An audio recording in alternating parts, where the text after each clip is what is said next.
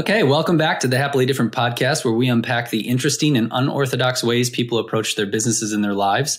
The mission of this show is to learn as much as we can from people who aren't afraid to go their own way. My name is Ryan Jaskowitz, and I'm your host, as well as CEO of 12.5 Capital, a non-bank finance company helping companies accelerate the progress they're trying to make in their businesses and in their lives. We have a great guest with us today, where we will be focusing mostly on sales. Today, we are joined by a sales expert and business owner whose work has been featured in publications like the Wall Street Journal and NPR. He's the founder of IntroCRM, a sales consulting business that pivoted from software as a service into a consulting business, which we will hear more about as we go along. They provide sales development and business development services to help businesses grow their sales. He has a wealth of experience in the industry, having helped grow a two-time Inc. 500 company. He's also the host of a popular podcast with a fantastic name called Pipeline Meeting, where he shares insights and advice on sales and business growth. I'm excited to speak with him about his journey as a business owner, his approach to sales consulting, and his thoughts on what you guys can do now to set yourselves up for strong sales in 2023. Harris Kenny, welcome to the show. Hey, Ryan. Thanks for having me. It's great to speak with you. Awesome. Well, before we get into all the businessy related stuff, I like to learn about everyone a little bit. So I tried to do some research on you. When you start doing research for Harris Kenny, a lot of Kenny Harris comes up, and there's just football players and all this stuff. So I'm assuming that all wasn't you. So I tried to dive in where I could, and I'm taking a stab in the dark here, but it seems like you may have grown up in Colorado. Did I get that right? So I've been out here for a while, but I actually grew up on the East Coast. Oh, interesting. Went to college in California, but I've been out here since 2010. So post collegiately, you were in Colorado. Yeah. Okay. Interesting. So this is great then. Where did you grow up on the East Coast? So I was born in New York City, and I grew up outside of New York in New Jersey. And when I graduated high school, I went to college in Southern California. I went to Pepperdine University. Cool. So you lost the accent pretty easily, apparently? I guess. I don't know. I think a lot of times people think that accent, but it's actually from Long Island and other places, but I don't know. Sure. I was just talking with a guy from New Jersey literally about 30 minutes ago, and he had the accent. So he must be from Long Island. Maybe I'm from a weird part of town. I don't know. There you go. Well, my follow-up question on Colorado was going to be how it shaped you, if it shaped you at all.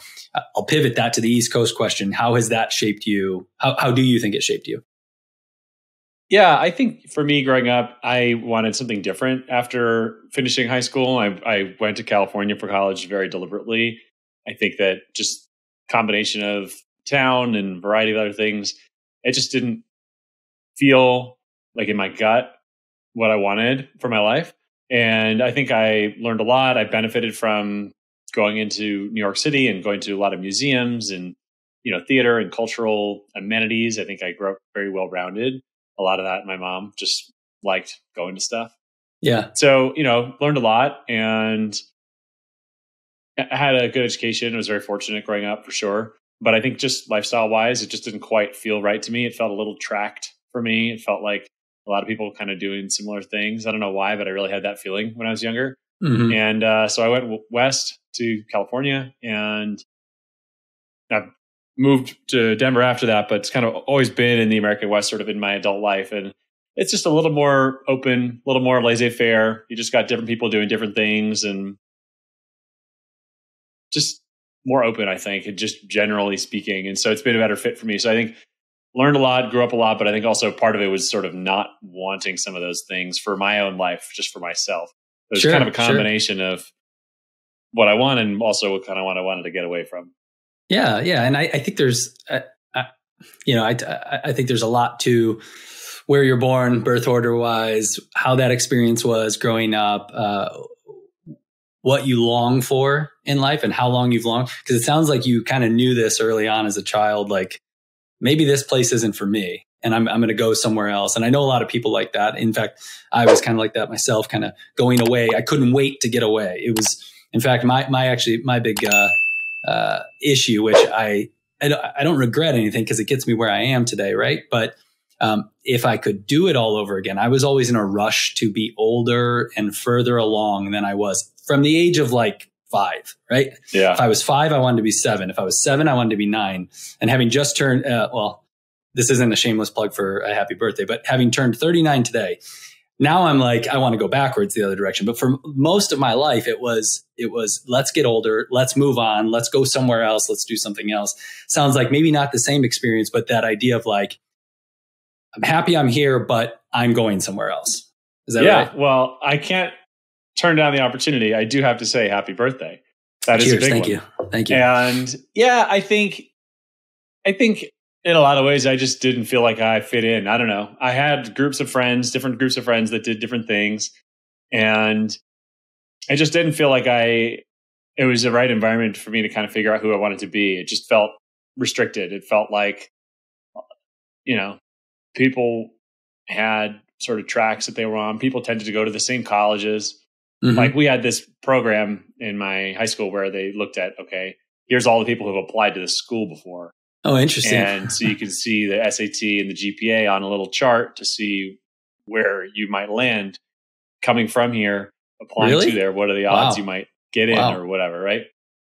And Pepperdine, for me, there was literally only one symbol or whatever on this plot for Pepperdine University. As far as I could tell, nobody had applied from my high school to go there before. Yeah, it was just me. Yeah. And then you look at others that, were more popular, like American University, Boston College, NYU, or whatever. And it's just like, tons of little marks. So it just kind of, I don't know, it just didn't feel like for me the right environment to figure out who I wanted to be. I just, it was a combination of things. I had some really good friends. I did some really good activities. Some things went really well. And I didn't have a bad childhood by any means. Right. But it was just like, who am I? I don't really know. And this doesn't feel like the place I'm going to figure it out.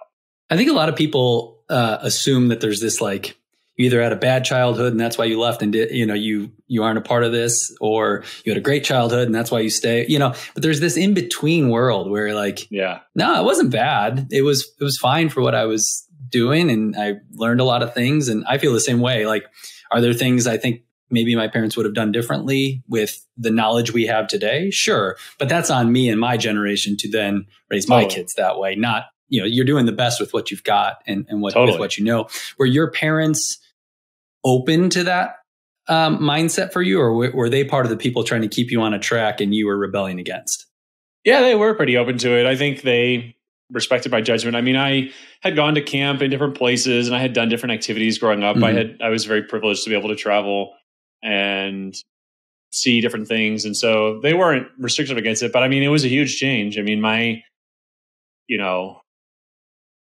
3 or 4 generations of sort of men in my dad's family had all worked on Wall Street, had all worked on the New York Stock Exchange. Wow. Yeah. So, so for me, that was a big change from the historical, 100 years or whatever of how the men in my family tended to make their money and tended to work. So yeah, it was a big change. I don't know. They didn't fight against it. When I got the letter from Pepperdine, my mom had a feeling right away that I was going to go there. My dad wasn't sure. Even I wasn't sure. But my mom had a feeling that was the decision I was going to do. Yeah, she knew. And the moms knew. It was a great decision, man. I mean, it's a beautiful place. Malibu, California, 18 years old. Like, I've made worse decisions in my life. Oh, for sure. A lot. Yeah. I'll make worse decisions this week. Yeah, totally. Yeah, I made a bad choice on lunch. Should have had more turkey and less cheese. Yeah. But I mean, so it worked out great, and they were supportive, sort of, despite the unknowns and the uncertainty of it, for sure. Right. I had a similar experience where I went to school, graduated high school a year early, so I was going to college at 17. That's one of those ones that, again, you don't regret, but you don't realize what that decision means at 17. Yeah.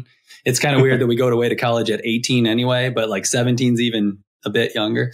And I just remember, like, I have 3 kids now. And so I'm trying to not actually picture that, but in picturing that and that day that comes, like, my parents were like, all right, they loaded up my car and I drove myself to Colorado and went to school for a year in Colorado, actually.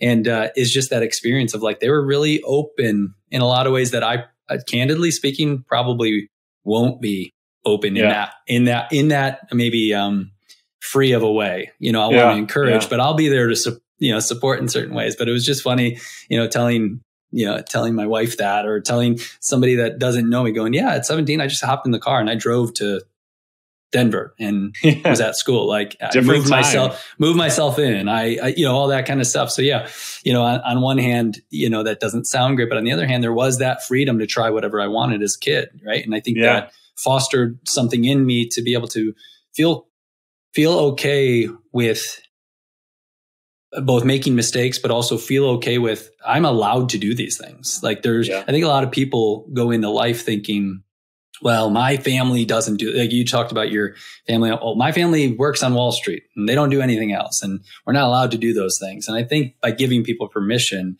you open up a world of possibilities. But it's so funny how hamstrung we are by our head trash and the permissions that we're either given or not given in our lives. Totally. Yeah, for sure. I agree with that. It's complicated, for sure. Where did your, what did mom and dad do for a living? So my dad worked on Wall Street. He was a broker, and my mom had her hands full with us. It was a very demanding schedule that he had. It was pretty inflexible. And so there wasn't really a way. I've got a few sisters. And so there wasn't really any way to do all that, to make it all work. Mm-hmm. So she did that. I mean, she taught language instruction and did tutoring and things like that, in addition to raising us, which was enough. But she didn't have like a full-time 9-to-5 job outside of the house. Sure. Well, you don't kind need of far out there. Yeah. When we were outside, we kind of when you're outside of the city, you kind of have to drive to everywhere. That's part of the thing about where we grew up is like, if you drive, it's 15, 20 minutes to do literally anything. Mm-hmm. And so it's like, well, who's driving all these kids around doing all this stuff? She was an Uber driver before there was Uber. I'm learning that my whole parenthood right now is quickly and fastly becoming an Uber driver for my kids. So, I mean, I'll take it, but it's definitely a big part of it. So, you said are you one of four then? You have three sisters? Yeah. I've got three sisters. Yeah. Where do you land in the order? I'm the eldest. The eldest? Of four. Okay. Interesting. What do they do for a living? They do different things. My one sister has done a few different things in the hair, beauty, makeup world, and now she's kind of more on the content side of that. And then my other twin sisters are also creative, but more in the film, writing, poetry space. Interesting. Cool. Creatives. So, a bunch of creatives. That's cool. Did you always have, I like to ask this question because I think it's important that people understand that it's not binary, but did you always have the entrepreneurial bug of I'm always going to do something on my own from a very young age?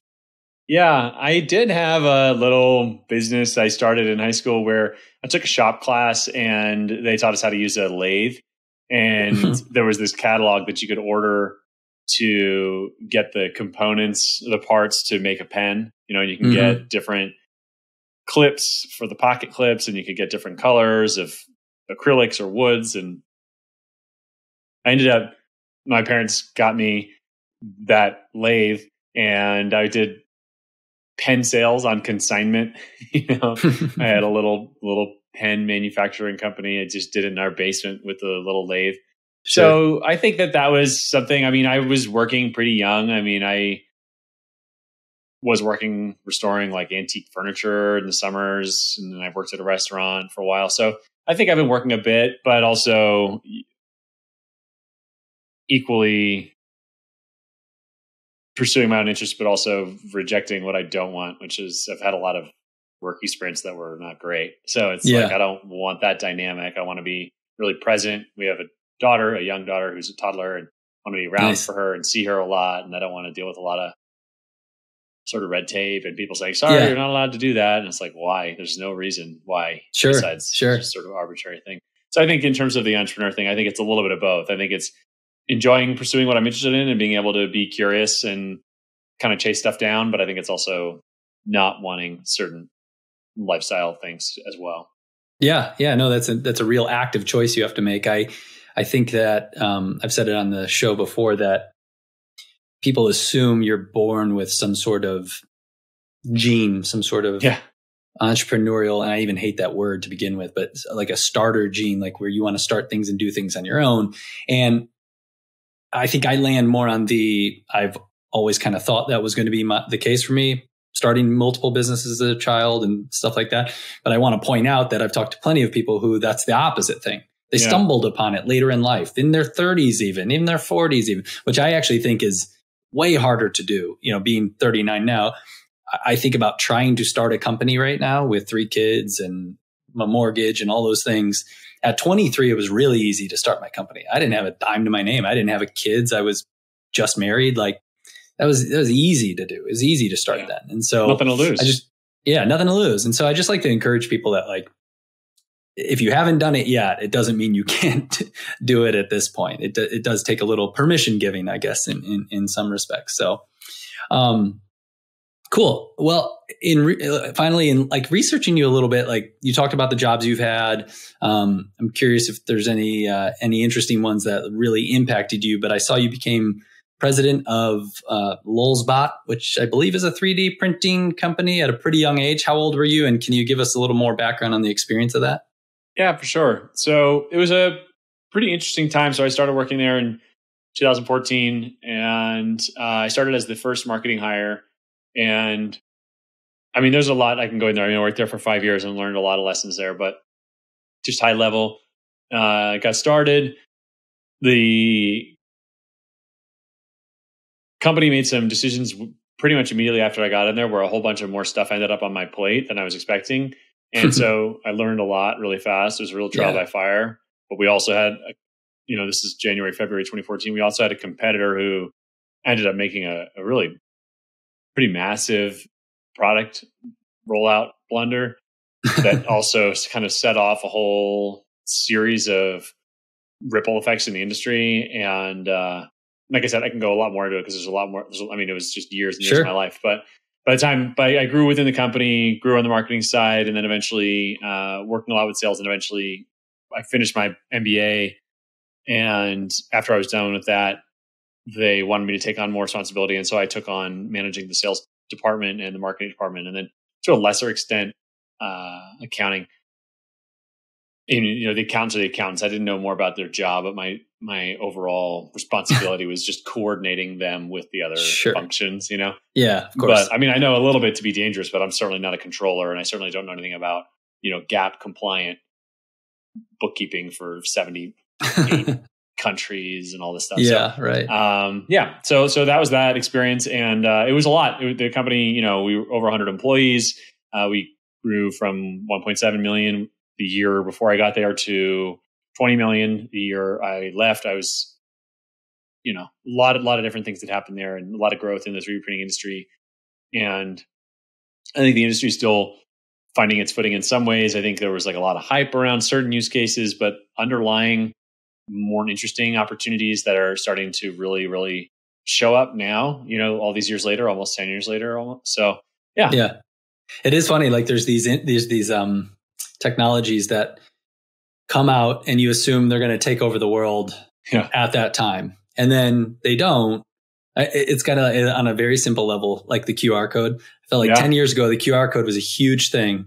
Then it went away forever. And now it's everywhere again. It's back. Yeah. It's the thing, right? And so the same thing with like 3D printing. I'm always curious what the next technology is. Is it chat AI or any of those types of things that are going to be very exciting right now and then fall for a while, or what will they be? But that could be another podcast. I found the Gartner hype cycle concept to be pretty darn accurate in a few different emerging technology. Can you explain that a little bit for our listeners who might not know what that is? Well, basically, the idea is that there is a process that emerging technologies tend to go through, and they plot out where different types of technologies are on what they call the hype cycle. And if you look it up, you can see visually what it is. But basically, it's a graph that shows a point that starts low, it starts building up as people get excited about it, and then it crashes down again as whatever the technology is fails to live up to all the hype that's been created, and then it hits a low point and starts to turn back up again as the more useful, practical applications for whatever that technology is start to really emerge. And then it kind of picks up again from there at a different slope. So the idea is that basically things go through these cycles, and that, and it can be for a broad category like 3D printing, but it can also be broken into subcategories like different types of 3D printing with different types of materials might be at different points along that curve, or even within that, different applications for a certain type of technology that could be at different points in the curve. So anyway, it's really, I think, a really useful mental model for emerging technology. I've seen it be true in my experience pretty directly, like several times now. I think it's, the way you describe it, I would argue it's a mental model for starting and running a business as well. Seth Godin, I think, once talked about it in his book, The Dip, but it's this idea that there's this curve of excitement, and you're starting your business and things are great and you're getting new sales, and there's this dip down, and it's not unless you commit at the dip that next ride will take up. So I think it's pretty interesting. People assume, maybe they don't assume, but there's this assumption that there's this linear growth and excitement of your business. And I think you and I both could say that nothing could be farther from the truth. The different peaks and valleys and spikes and things like that. It's crazy. For sure. I think that's partially just how our brains tend to work. I think, the concept of exponential growth, I mean, especially coming out of the public health period that we just came out of, there's concepts like exponential growth that are just very hard for our brains to understand. Totally. It just literally, it's not how we think. And so when we're encountered with something that operates like that, we don't. No, it's very, very hard for us to compute. Yeah, exactly. It's like trying to talk to me about space. Like it just, we start getting into eons and light speed and all that kind of, I have to sit down and sort of take a nap because my brain hurts so bad as much as I'm interested in it. So above my pay grade. Yeah. Above my pay grade. Exactly. So, anyways, moving on a little bit, the focus of this podcast is happily different. That comes from a core value of 12.5. 12.5 is the company I'm the CEO of. And happily different is we had to make an active choice to be different than everyone else in our industry, because that was the only way to differentiate ourselves. And it also came with the idea that I was able to create something I wanted. You talked about lifestyle a little bit, but create a lifestyle for my team, which I want to put a plug in because I want to come back to that a little bit. But also do something, sort of turn the ship around. My industry had kind of a negative connotation when I got into it 16 years ago. And I'm not saying I'm the reason it's flipped around, because it has flipped. There's a bunch of us in the industry that are trying to push it in the right direction, but certainly it was a lot different than the way we run our company. So what inspired you to start IntroCRM, before we even talk about the business itself and how you run it, but what inspired you to start it? Well, the first version of the company, which technically is still the LLC that we're operating under, is my consulting business that I started and incorporated in April 2019. And then my first full-time day on my own was May 1, 2019. And honestly, it was that I really wanted to be around and present for my daughter, as my wife and I were planning on starting our family.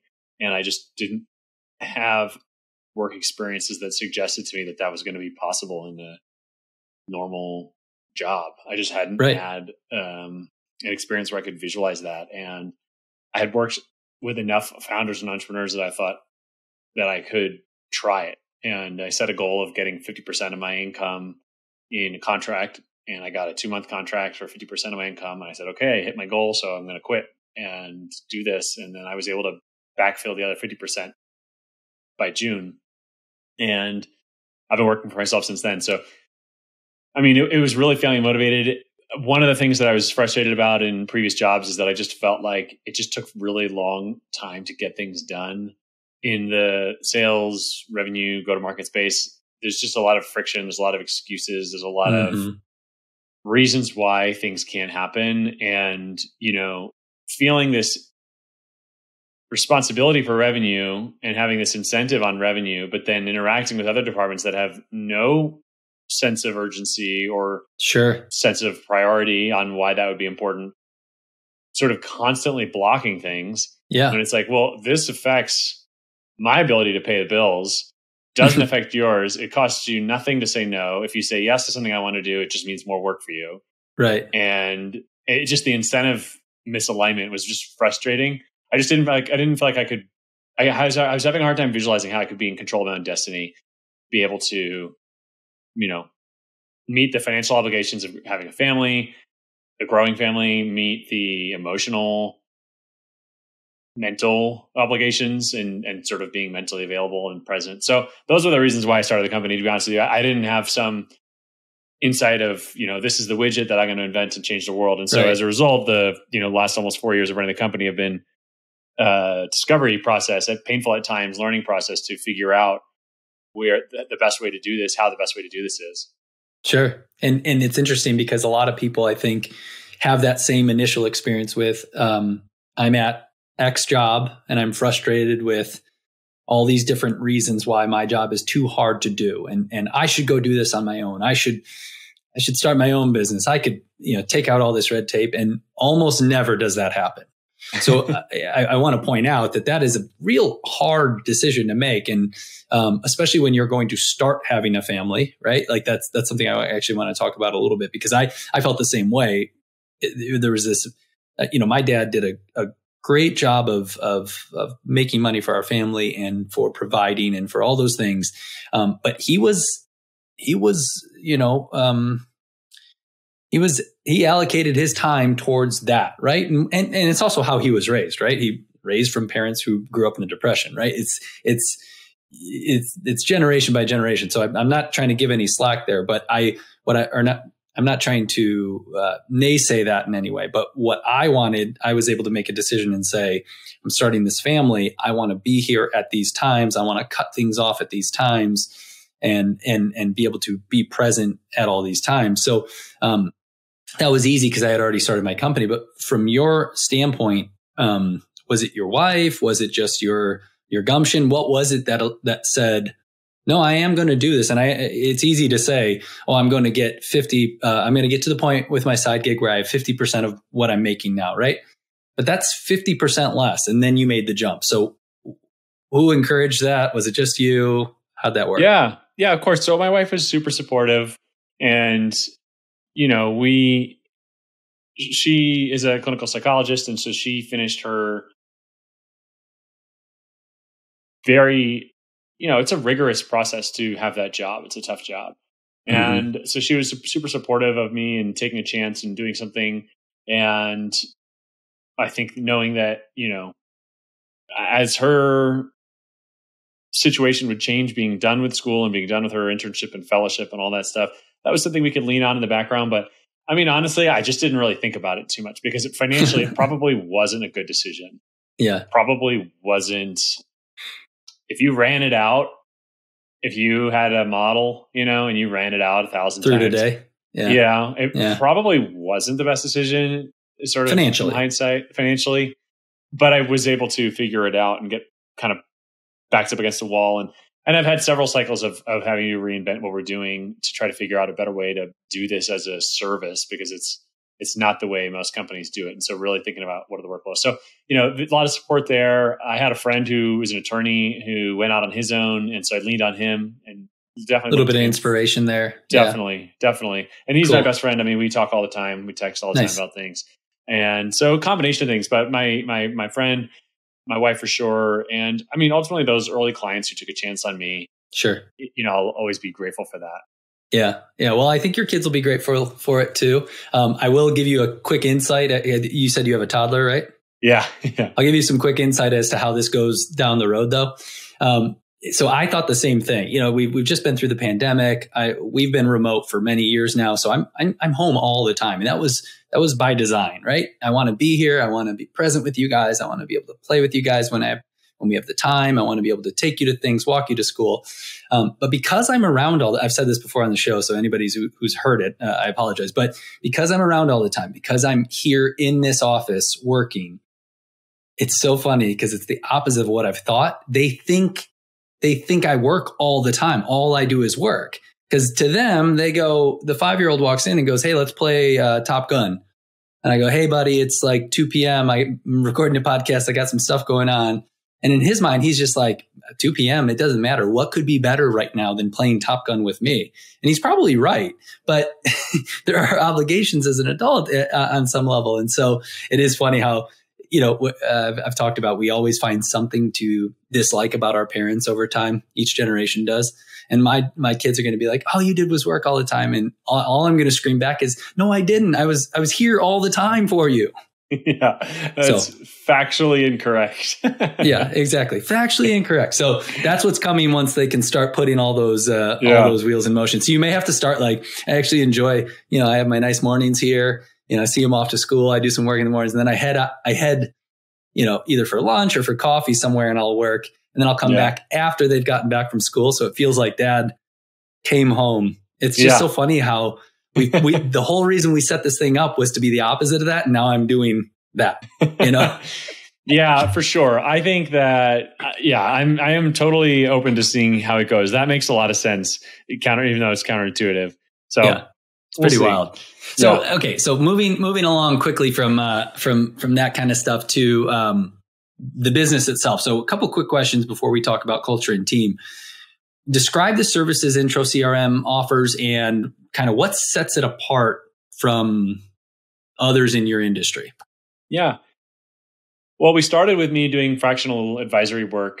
And the reason why I stopped doing that is that it felt like I would talk about ideas with clients and then stuff wouldn't happen. And so it was just really frustrating. And they were often not keeping up with their CRM and their other tools. And they said, well, we want to set up a sales process. And I'm like, yeah, totally. I get that. And I'm telling you what sales teams do. They do these things. They do these practices. And they just wouldn't do those things. So I was like, okay. Right. Well, what if we maybe built a different tool that was easier to keep up with? So the kind of consulting group my company started building a software product, a SaaS product. And that was actually how we connected through Jesus. One of the things that I had done over the course of this journey was working with some no-code and low-code developers to help build different versions of this app. And I did a lot of building of the original one on my own in Bubble. But, basically the long story short is people didn't want to take the advice and then follow it. And they also didn't want to use the software I built either. And I really built what I had in my mind of what would be this software product. It was basically a deal tracker. It was like really your minimum viable CRM. And I think that there may be something there, but what I had as part of it was because I was still having to maintain all these consulting clients and advisory clients because I needed to make money. So, because at this point, my daughter had been born, and this was reflecting on, there was just a lot going on. So I started building this out, and people weren't using it, but I included this service to go along with it, where it's like, look, we've got this CRM, and if you want, we can use it for you. We can keep track of things for you. We can find new deals for you. And that was basically all people wanted, is they really wanted the service. They wanted just to have some part of sales done for them. Yeah. And so we pivoted to more of a productized service model about 2 years ago. I brought on a few contractors and started building that out. And where we've gone from there, where we are today, is we have really three main services. We do cold outreach, which includes setting up the infrastructure. So that's buying domains, configuring email addresses, getting the DNS records set up. It's actually increasingly difficult to send a cold email and have it land in the right place. Absolutely. We do then the execution of those campaigns. We do the inbound side, which is where clients who have inbound leads coming in, contact form, requests for demo, things like that. And both of these are really, the BDR, SDR function, those entry-level sales roles. And then the third part is sales operations, software integration, things like that. So CRM projects where we're implementing, and we're a HubSpot partner. So it'll be, getting certain things to flow a certain way in HubSpot between sales and marketing teams. So we really kind of bring these entry level, at least oftentimes done by entry level people, sales role or functions as a service. My opinion is that actually these jobs are very important, and they tend to get assigned to the least experienced people. But with a little bit of experience, you can have a much higher impact because mistakes, how to avoid landing in spam, why to check for certain things. You can build better lists, you can write better copy. And so I feel like we're increasingly finding ways to do that better and articulate that value for our clients. That's awesome. I think I heard you talk about, this is just tagging along on what you just said, but I've heard you talk about CRMs not being used properly. And I've seen this so many times myself. In fact, when I was starting the business, we've built our, I think this, but we've built our entire company is built into Asana. Basically, we built all these different beautiful projects, and we have a very simple CRM to track deals, to track contacts, and all that kind of stuff. And it still doesn't get used correctly, right? So it doesn't matter how everyone thinks it's the CRM. A sales guy goes, "Oh, I need a better CRM. If I could only track this better," and it never is that. They just don't use it ever. So is that what you mean by that? Where they're not being used properly? People just don't want to do that part of the work. Yeah, I think it's part of it. I mean, I think that it is sometimes extra work. I think that people don't correlate this activity with revenue generation. A lot of times there is busy work. It's kind of complicated. CRM is a very far-reaching technology, depending on how you set it up. To keep the CRM current could mean a lot of things. It could mean keeping up with tasks, but it could also mean updating properties. It could also mean data, having clean data that's accurate. I mean, there's a lot of different things that could be working in the CRM. And, ultimately where we're trying to focus is where there's a job to be done. And we try to just be really laser focused on that, so that there's this is it. This is why you brought us in, to take care of this thing. We built this list. We sent this campaign. We followed up with those trade show leads, and to therefore hopefully be caught up less in the other things to do, other reasons not to do something. Right. Because I was going to ask you, what's the biggest is mistake the right word? What's the biggest mistake or the biggest missing piece that you think is holding back a lot of sales teams specifically when it comes to something like a CRM and sort of spending their time there, or tracking a pipeline or things like that? Do you have any insight on that? Yeah, I think that there's two things. I mean, in terms of the majority of companies that think they have a sales problem, a lot of them don't.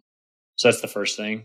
Is sales is a craft, but it is best applied when you know who you're selling to, what you're generally speaking, what you're selling to them, generally speaking, what you're pricing it, generally speaking, what your market is. You can use sales as a process to discover that information, but you're really doing product development, market discovery through sales.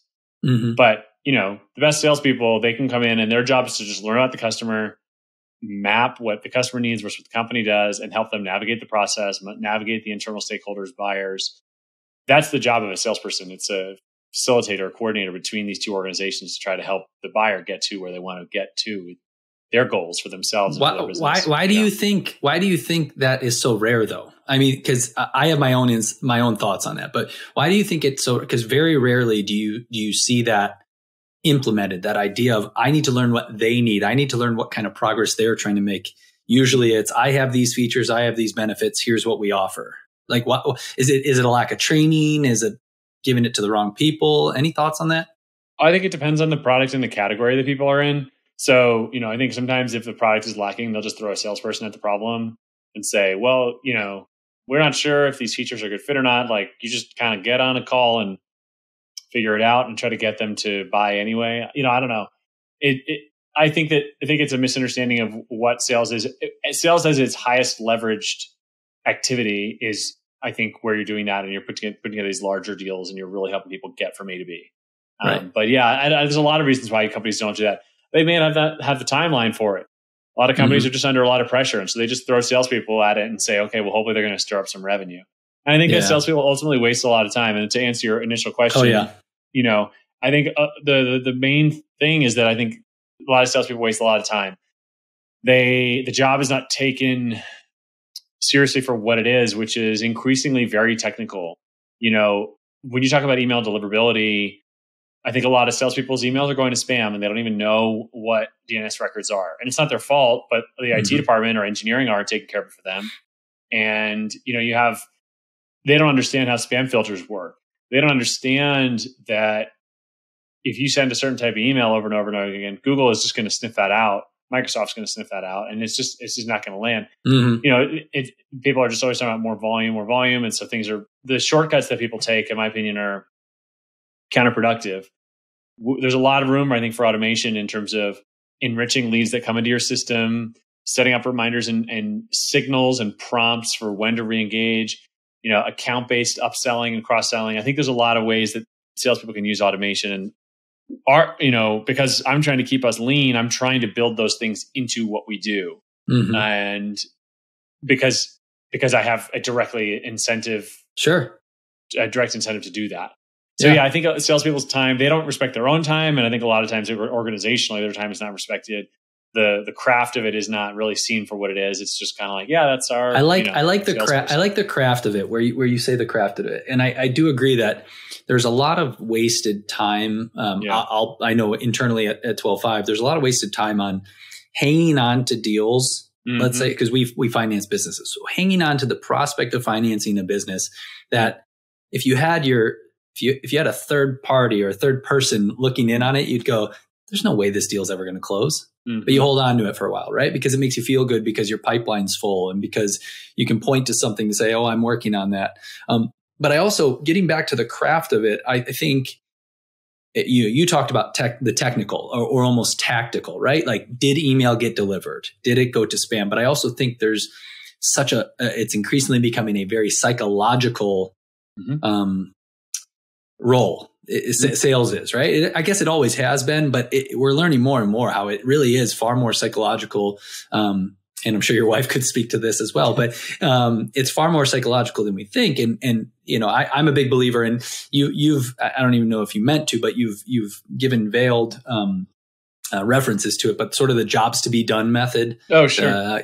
Clayton Christensen, the idea that, somebody doesn't go to Home Depot to they don't hire the drill because they want to drill. They hire the drill because they want a hole in the wall, right? Yeah. And so that idea of learning what that prospect needs, I don't know if it's just, God, I see it all the time where people don't take any time to spend on that. And I'm just like, it really boggles my mind. Are they afraid of those questions? Because those are more touchy-feely questions. It's not based on price. It's not based on structure. It's finding out what kind of progress somebody's trying to make. And why isn't that happening more? Do you have any thoughts on why that's not happening more? Yeah. Well, so one thing I think is, I think a lot of organizations, when they transitioned out of founder-led sales, they never went through a process of establishing a sales methodology. So, right. There's Good point. Like BANT or MEDDIC or SPIN. Like we use MEDDIC. I like MEDDIC a lot. We use a slight derivative of it, MEDDPIC, that adds a few more fields. But if you're working through a framework like that, a methodology like that, it's going to force you to think differently about, you need to. And when I say sales, I'm talking about like relatively higher ticket deals, where at a minimum 2,500, 5,000, 10,000 ACV, or lifetime value or whatever. But it's not like, there are a lot of sales people and sales roles that are transactional, that are functionally cash register type positions. And that is fine. And that technically fits within the realm of sales. But what we're talking about is, really building a case and helping people understand how this can help them get from here to there. So I think when you're doing that type of thing, methodologies matter, because it's going to help you guide your decision-making process. Those are points not only for you to move a lead forward, but also for you to disqualify a lead. For sure. Because you have to, salespeople get those sort of rose tinted glasses of like, okay, well, any deal could be the deal, and I want to like see it through. And they're sort of optimistic many are optimistic by nature. And so you kind of need that scaffolding to keep you grounded and organized in terms of what you're trying to do. For sure. You've mentioned, I've either read or listened to you. You've mentioned that companies don't have a problem with not enough leads. They're just not making progress with the leads they already have, or they're not making the right progress with the leads they already have. You've even talked about, I think you mentioned they're never solving the right problem. Can you pull the thread on that a little bit and what you meant by that? Yeah. So it's just a lot of times when I have conversations with companies, I ask them, they say, we need more leads. And then we go through their process, and there's perfectly good leads that have been in their pipeline that haven't been touched. There's closed lost opportunities they never followed up on. There's existing customers that they've never had any conversation with about expanding work. And so it's, you can go out and you can get new leads, but if you're not thinking comprehensively about your revenue, your go-to-market, so much customer value is on the back end of retaining customers. For sure. And helping them grow. And so it's like, what is the goal here? Is the goal like getting net? And I think that so many things have been warped by venture capital funded conventional VC businesses, where it is just about showing net new growth more than it is about showing profitability, stickiness and actual something there.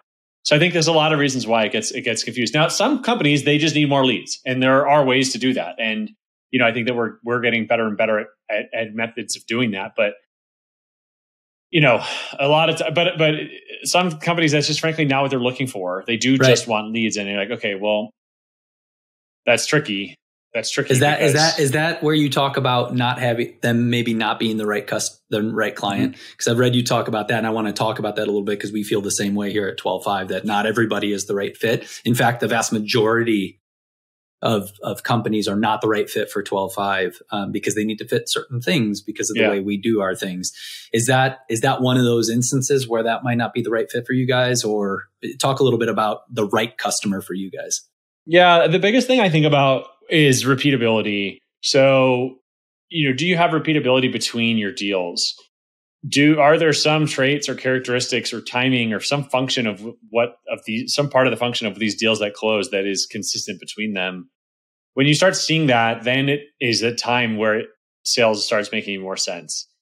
And that when I talk about not a fit, a lot of times it's companies are too early in the process. For companies that are bigger, there just might be higher leveraged or better return activities to do, which is like getting back to leads faster and following up with leads faster and more methodically. And that's like on our inbound side, it's like, look, how many times are you following up with these inbound leads? Oh, you're just sending them one automated marketing email? Well, that's not great because you just spent a lot of money to get them in the funnel. But the problem is teams are stretched thin and these tasks fall between people.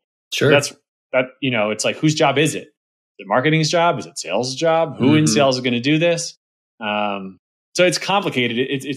But for me, a lot of times it's making sure that they have enough repeatability because otherwise it's just a much harder problem to solve. To figure out who your customers are 2 through 10 is much, much harder than, 20 to 100 kind of thing. Right. So when somebody comes to you and they're like, okay, you know what, Harris, we have a problem here at XYZ company. We think it's in sales. They're probably going to say, we think we need more leads. What do you then do when you jump in? What's your guys' first thing you're doing? Is it some sort of audit? How are you kind of looking at them? As a good podcast host, I shouldn't be asking 2-part questions, but here's my second part of that question.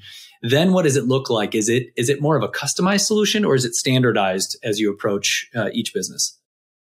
Yeah. So this is something where we're looking to get more mature. So as I have fewer clients that we're working with, I'm really trying to focus my effort on the ones where I do feel like there is more consistency between them, right? I mean, I'm practicing what I preach here. And so an audit is something that I'm slowly building out. I've done a few kind of versions of what I think is going to become a sales process audit, which I think is going to become our boilerplate first step of the process to get a full sense of what's going on within these organizations and where there are gaps and where we can actually help. So that is where I'd like to go. That is sort of what we're in the process of building. And it's spanning multiple aspects of the sales process to try to really figure out where things are getting stuck. And I feel like once we have a sense of what's going on there, it's going to be a lot easier for us to then deliver on the service, which we're increasingly moving towards a service that is more standardized overall by the motion of it. But within that more consistent framework, we have more room for creativity. So the way that a lot of organizations do sales, like especially, inbound is like they just get a lead, they just respond. Outbound, they go to a database, they pull a list of 1,000 contacts, they enroll them in a sequencing tool, hit send, and done. Right. Yeah. And so, on the inbound side, what we're working on is bringing more enrichment and having more directions to route leads and more process around where they go, understanding that how important reply time is and understanding that, these new leads are very important for the growth of the business because they tend to get overlooked for whatever reason. And on the outbound side, we are moving towards a more consistent delivery model. And then within that, when we're building the list, that's where I want our creative energy to go for us to ask more interesting questions of connecting between different data sources and hitting like multiple APIs, doing a little bit of web scraping to try to figure out what is the messaging for this lead list? How are we going to segment this list so that when they get this copy, it's more relevant? The debate in sales land is personalization versus relevance. Right. And, personalization being you would write like full true personalization, you write a one-on-one email.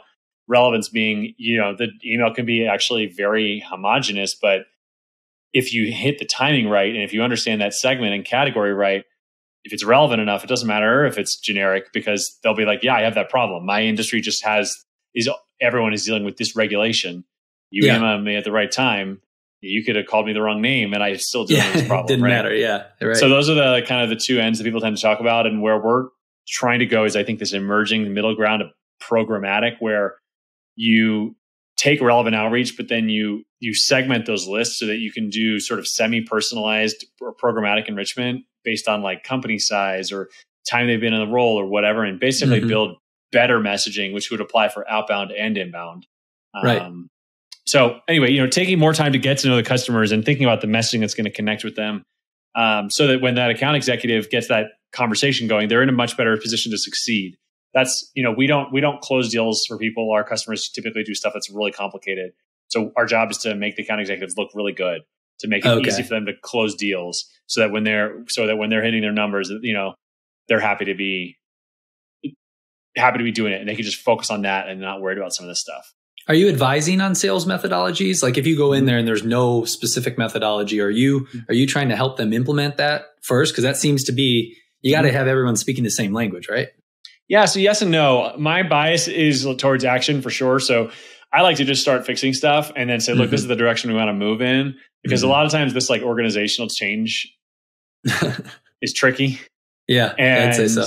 And so I don't want to write a report or a PDF or have a training that nobody listens to. What I've found in our best projects is that we get in and we just kind of start making some noise. We start delivering, and that helps us get credibility to then make the next recommendation to do a deeper reform on the process. Right. And rather than say up front, look, these are the million things you need to change, and it's going to waterfall methodology, and this takes this before this, before this. Before little bites you're doing. Yeah, little bites. Instead of, It's probably less efficient, but I think it's much more likely to succeed.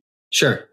But if you had total control and you had this top-down organization and you could guarantee that every step of a process would happen, that probably is a more efficient way to move, with like a little more authoritarian leadership style. But if you could get everyone to stay in line, you'd probably get there faster. Yeah. But that's also fundamentally assuming you know where to go. Yeah, that's true. Like, because sometimes you learn as you go and you realize, oh, we were wrong about that. Right. That's not how that works. That's not the problem that customer has. Mm-hmm. So, I guess it's a kind of more agile sales process improvement. Sure.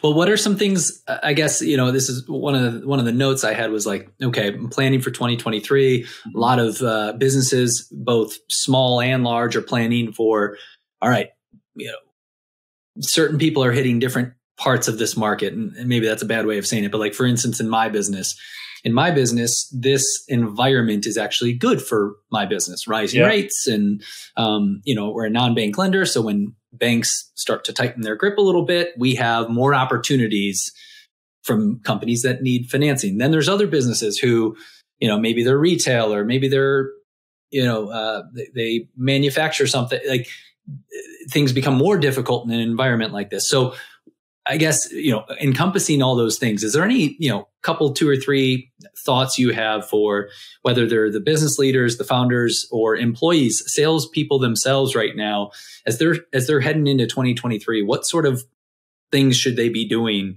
heading into next year, whether it's rituals, practices, things you would implement right now, other than hiring IntroCRM, of course? Yeah. So I would say it's a really good question. I think the thing is, like, no matter what the economy is, somebody's making money doing something. So there's just fundamentally, if you get in this, if one were to get in this mindset where things are bad, or I'm not even convinced necessarily that things are, I don't know. I think I think it's very mixed signals right now. Frankly, in my opinion, there's some very healthy correction happening. There's a lot of companies that were just doing nothing, that they were trying, but ultimately, if you ask me if they could hire another 1,000 people, or if I'd rather have a company that's actually building something, hire 1,000 people. So I think it's a lot of weird misallocation that's kind of washing out. And I actually think it's going to be okay in the medium term. Oh, for sure. No question. I'm feel for everybody who's being affected by this volatility. It's awful. And I'm not being glib about that, but I don't know. I think it's going to work out in the medium term. So, but there is people making money in doing all sorts of different things. You got to remember that you want to be on the side of people who are being proactive. And I think that one of the hardest questions to ask is just, is what we're doing working? Like, is sales actually the problem that we have? Do we really need to go buy another sales tool? Do we really need to go do another campaign? Do we really need to buy another list? Or are we just solving the wrong problem? And do we need to change what we're doing? It shouldn't be so hard. Like sales is, I think, technically challenging in different ways, but it should not be so hard. If it is, you might be doing something wrong. You might need to change. What questions then should we be asking ourselves? So like, let's say it's me and, we're going to go do our leadership meeting and plan for 2023. It's easy to go, to say sales is the problem because there's no new revenue. So we need new revenue. What do? We sell more. How do we sell more? But you're saying that might not even be the right problem. So any idea on what questions these leaders should be asking themselves as they plan those things? I think you have to find the bright spots. Find the deals where it feels like the customer gets it, where you don't have to persuade them as much, where you have a champion that is able to carry your message pretty effectively, where you're not having to send like, hey, just following up emails for 7 months kind of thing. Right. Because that suggests they have more, either they understand what you're doing, they have more urgency, there's structurally something going on there. And because like all deals are not created equal. And if you only have so many hours in the day as a sales rep, you have to decide, you have to be really, really strict and disciplined about where you're going to allocate your time. Just like an investor has to allocate capital towards different businesses, a sales rep has to allocate their hours towards opportunities, not only within the business they're working for with the business's prospects, but also the company they're working for. And like salespeople have to ask themselves, is this company really onto something, or do I feel like I'm doing my best and people just aren't biting? Right. But yeah, so I would say like, where are these bright spots where it feels like the champion on the buyer side is able to carry this message? Why is it? What is happening there? And then how can we go find more opportunities like that without just sort of jamming more prospects into a pipeline or just doing more phone calls, but also what can you automate so that you can find those people faster, and that human touch where a salesperson really adds value, where you can spend more time doing that and less time sort of click, drag, drop, click. No, listen, no salesperson likes to enter information into a CRM. They don't like to put notes into anything. I get that. And I try to explain to them that the tools I've built on the back end that is fed with that information, it gives us insights as to where you should spend your time. But it's hard to explain that to someone when they haven't tangibly seen necessarily. When I put this in, I close a deal, right? It's like, no, I put this in and then Ryan tells me some information about it. And then I'm supposed to, decide how I spend my time. And I want to tag on to what you said, which is salespeople, business owners as well, but salespeople need to be asking themselves, how am I actually spending my time? Because it's very easy to blame the company, right? Oh, our product's wrong. Oh, our pricing's too high. Oh, and it's, are you actually spending time in the right places? Are you asking the right questions? And do you give a shit about the customers you're selling to? I mean, it's pretty simple there. Are you interested in helping them make progress, or are you just trying to book a deal for yourself to make money? Obviously, that's a motivator. But if you can somehow find, at least I think, if you can somehow find a reason to give a damn about the client, kind of makes that sales process a little bit easier. That's just my opinion, I guess. Yeah, I agree. I agree with you. I'm with you on that. I mean, if you're a salesperson and you're not using software to do your job better, you are falling behind, and you are going to have a harder and a harder time, not only keeping your current job, but getting your next job. And so part of that does include data hygiene and using your CRM. Part of that includes finding new tools. Part of that includes just figuring out how to fully take advantage of the tools you have, features that they have baked in that you may not be taking advantage of yet. But, future sellers, future top performers are going to be kind of bionic. I mean, they're going to be using automation. They're going to be using AI. I mean, this is what we're doing in our campaigns. I mean, we're using GPT-3 to interpolate and to kind of get some messaging on a account by account basis. Like, people are doing these things, and you can't rely on your organization to tell you what to do. They have employed you to, in part, figure out how to do this job better. That's what the money's for, right? That's what the money's for. Yeah. The money's for. And figure it out, because the more you figure it out, that organization may not be able to fully pay you for what you've learned. That's fine. Hit your numbers and then go get your next job and get paid more. Sure. But if you're not investing in yourself and using the tools, you're just falling behind, because it just doesn't work like it used to. Right. And to talk about that correction, you talked about a correction in other spaces, but there's a healthy correction happening in the employment market. Actually, you wouldn't notice it from the jobs report that just came out, but there is a healthy correction coming where eventually you're not just going to be able to mail it in, and the effort that the top performers are putting out there is going to shine through, and all of a sudden you're going to be left holding the bag going, what do I do now? I was always able to have a job for the last 12 years, no problem. Now what do I do? So, all very interesting. I want to take a quick moment to talk about your podcast. Just really quickly, love the name Pipeline Meeting. So good. I wish I would have came up with that. Can you just tell us real quick more about it and what topics you guys cover? Yeah. So it's where marketers come to talk about sales. So this might seem a little funny because we talk about sales a lot, but what we found in the best projects that we've done is that it's revenue focused marketers who are thinking about serving and setting up their sales team. Those are the projects where we get the best results. Those are the marketers who I feel like they're the people who are able to, marketing can move at scale in a way that sales can't. So, I'm really interested in having those conversations with people who are upstream of sales, who can really create opportunities for sales teams, and learning from them and seeing what they're doing well. Now we have founders on the show and we have salespeople on the show, and it's not just for marketers, but generally speaking, we're trying to get a little bit upstream of the sales problem to figure out what can we do to generate more demand for our businesses, sort of broadly speaking. Sure. We publish short format episodes, 15-minute episodes twice a week, Mondays and Wednesdays. We just increased that from just once a week. And it's available wherever people get podcasts, and it's snappy. I mean, we edit it down so that ideally you get like 1 to 2 things that you could apply. We just released today an episode about social selling and how top performers are really generating pretty incredible results with LinkedIn and the ways that they're using the platform and the ways that it's different than how most salespeople use it. And therefore, for marketing to think about as well, how they can support their teams in using LinkedIn in these ways. Right. And I think it's a practical show. It's growing. The downloads are growing, and I've gotten some good feedback on it. So I think we're having interesting conversations. Thanks. Yeah. I mean, it's small, it's niche, but I think that we're having interesting conversations. Like you have a real story behind what you're trying to do here. And I think that excludes a lot of people who may not want that, but for the people who it's for, they're like, that's what I want. That's the show for me. That's what I love about, how you talk about how marketing is changing. Something as simple as a podcast like this, we don't have hundreds of thousands of listeners, right? But the amount of people that want to listen to it, it engages them in a way that no other medium really does. And so totally. Now I'm getting inbound leads from being on some person's podcast that maybe got 100 listens, right? So randomly, this one person that wanted to listen to that podcast heard me and was able to reach out to me. That's far more valuable than, sending out 10,000 emails or 10,000, postcards or whatever it might be. So, kudos to you guys on the podcast. We'll be linking to it in the show notes, and I'm excited to keep listening. So, hopefully the rest of our listeners will jump on that and become followers on that for you. We didn't get to talk about culture at all because we've run out of time. I wanted to talk culture.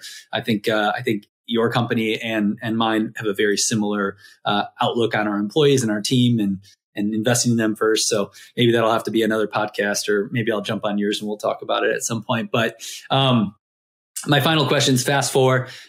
These don't take any time to think about them. Just quickly, other than what you're doing right now, what other profession or business would you like to take a stab at?